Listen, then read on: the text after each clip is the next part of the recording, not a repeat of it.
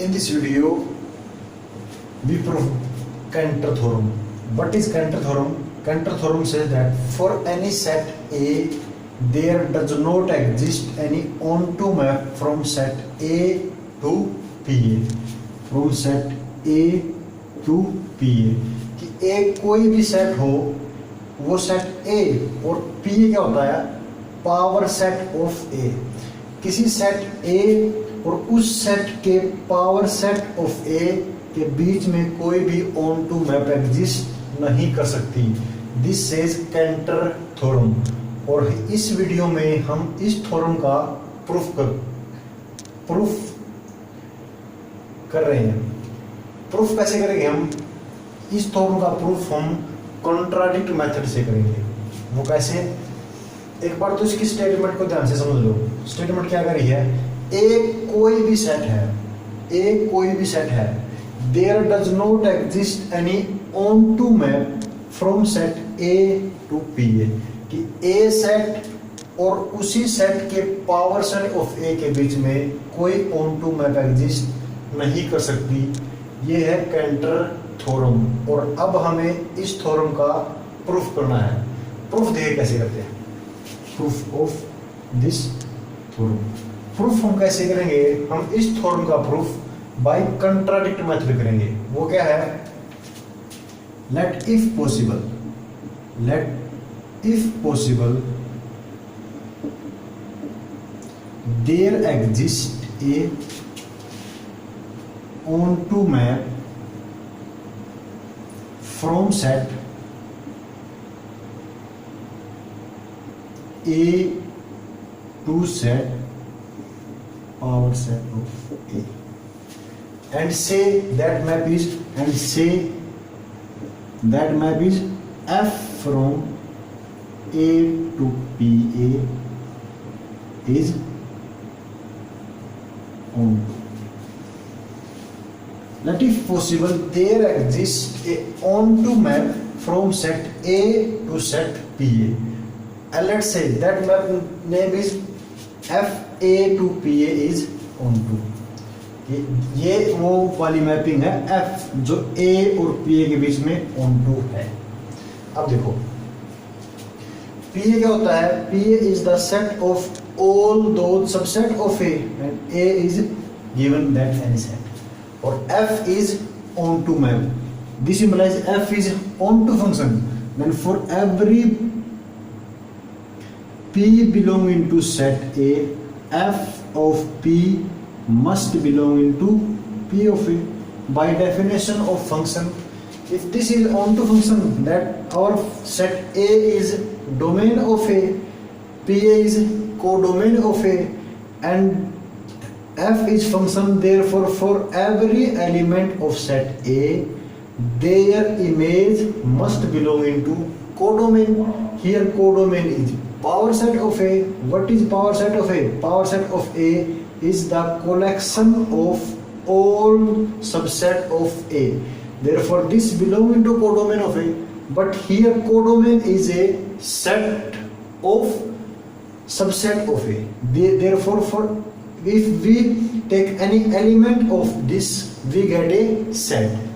And by definition of F, this must belong into that set. Now we define, here we consider, now define a set say X. What is X? अब हम set X अपनी तरफ से define कर लेंगे. कैसा set? X such that X belong into A and X does not belong into F of X. अब देखो सेट X क्या है? सेट X में एलिमेंट है. किसके एलिमेंट?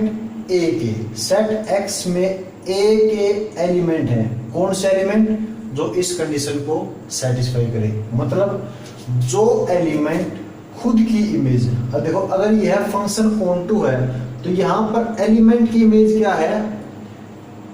कोडोमेन का एलिमेंट. और कोडोमेन का हर एलिमेंट एक सेट है. तो एलिमेंट की इमेज एक सेट है. Bye definition of this function element की इमेज अगर एक सेट है तो एलिमेंट और सेट के बीच में बिलोंग होगा या डज नॉट बिलोंग। तो एक्स सेट के अंदर ए सेट के वो सारे एलिमेंट हैं जो एलिमेंट खुद की इमेज वाला जो सेट है उसके अंदर बिलोंग नहीं करते। अगर वो एलिमेंट बिलोंग कर गया तो एक्स के अंदर नहीं होगा। अगर एक्स वो एलिमेंट इमेज वाले सेट में बिलोंग नहीं करेगा तो वो एक्स का एलिमेंट होगा। Let us we consider this by an example. Let's say A B our set small a comma b, then what is power set of a? Then power set of a equal to empty a b or ab. This is power set of a, and f is a function from a to pa onto empty set a, set b or set ab. Let this function is f from a map to b or b map to ab. So because this is function, therefore image of every element and unique element, because we take here f is a function. अब देखो x क्या है? a के element, a के कौन से element? a के वो एलिमेंट जो इस कंडीशन को सेटिस्फाई कर रहे हैं।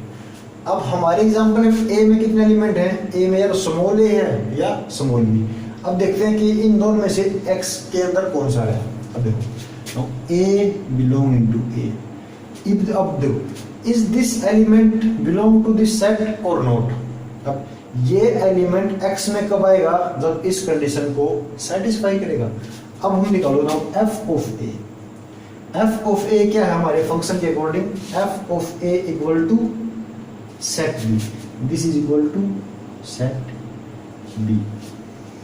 f of a equal to set b according to our function। Therefore अब if now here a belong or not belong to a,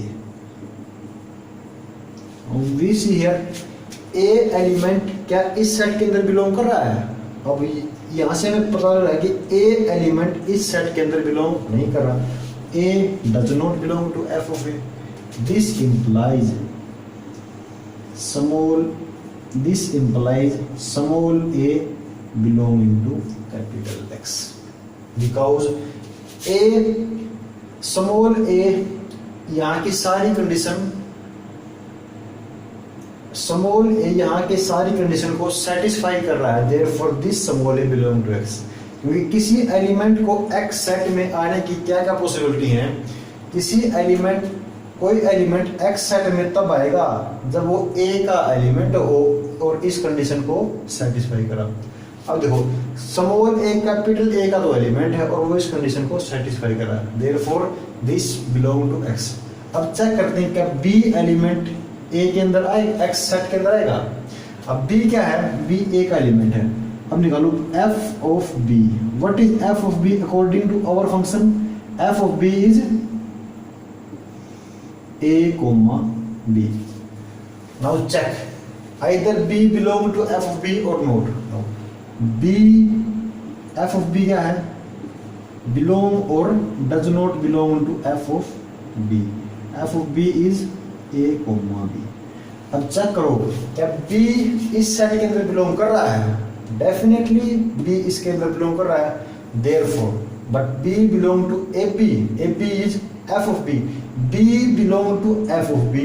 this implies by definition of our set x, b does not belong to x। so in our example x is only singleton, x is singleton। in various cases x may be small full set A, x may be empty and so on, but x is always well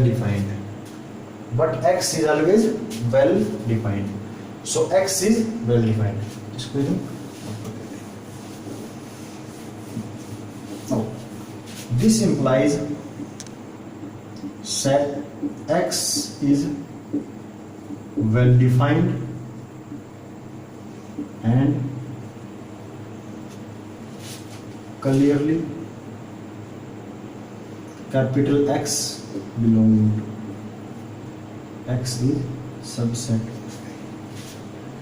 X के अंदर किसके element है A के, जो इस condition को satisfy करे, तो clearly capital X is subset of A। अब देखो कैपिटल X A का सबसेट है, P ऑफ A क्या होता है, P of A is the power set of A, और पावर सेट ऑफ A क्या होता है, set of all subset of A. So this implies X must belong into P of A by definition of power set of A. Now we assume that there is a function f from A to PA onto f A to PA onto mapping है, capital X is an element of PA, so by definition of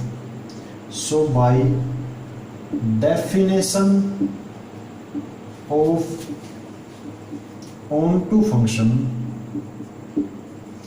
there must exist some alpha belong to A such that f of alpha equal to X. This must be set. Now f is from A to PA onto, where A is domain of function, PA is codomain of function, and X is subset of A. Let's say A is this and X is this. What remain? Here X complete. Now here X must belong into A. Here X must belong to A, and A is clearly X union X complement. If A alpha belong into capital A and capital A equal to this, therefore alpha is either belong to X or either belong to X complement. So by definition of X, alpha either alpha belong into X or alpha belong into X complement. And in both of cases we get some absurd and then we get a contradict. Now case 1,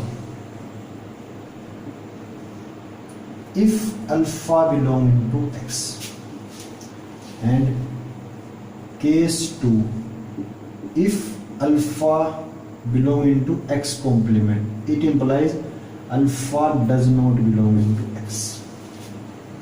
Alpha does not belong into X. अब देखो case 1, if alpha belong into X, this implies now alpha belong into X.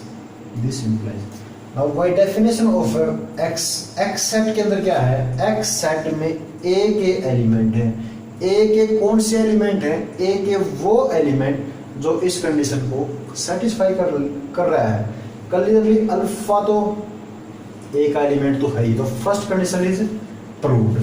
तो second, this implies this must satisfy this condition, so this implies alpha does not belong into f of alpha by definition of set of X, because set X is the collection of all those elements which satisfy this condition.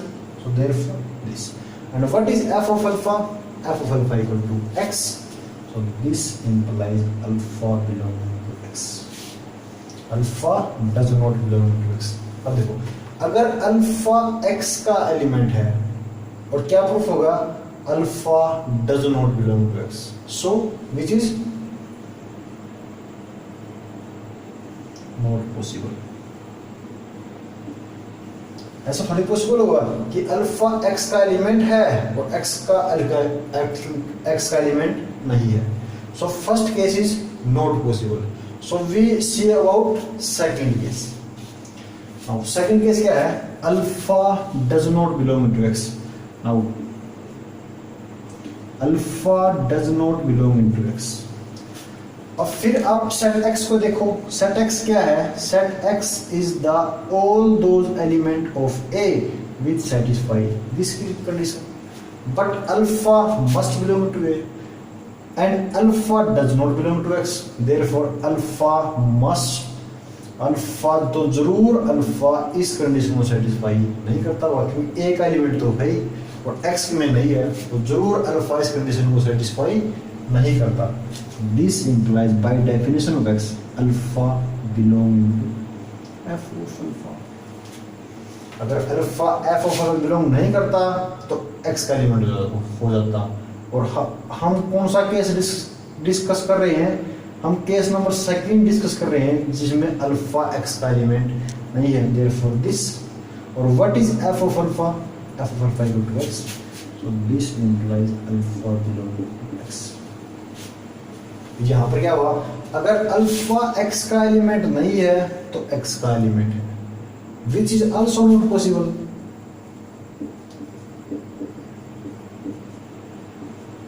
Not possible. So now case 1 and case 2. So in both cases a contradict occur. So case 1 and case 2 are not possible. So in both cases